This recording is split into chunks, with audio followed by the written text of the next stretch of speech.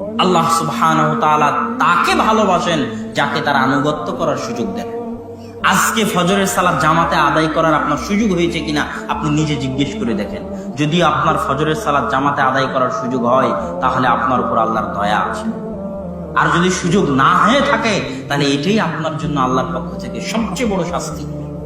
আপনি যদি গান বাজনায় ব্যস্ত থাকেন, পাবজি ফ্রি ফায়ার গেমে ব্যস্ত থাকেন, সুদ ঘুষে ব্যস্ত থাকেন, আপনার মুখে যদি দাড়ি না থাকে, তাহলে জেনে রাখবেন এটাই আপনার জন্য বড় শাস্তি। আপনার ধন সম্পদ ধ্বংস হয়ে যেতে হবে, এটা শাস্তি। ওটা শাস্তি নয়, ওটা তো ধোঁকা আল্লাহর পক্ষ থেকে। আপনি জেলে যাবেন, এটা শাস্তি, ওটা তো শাস্তি নয়।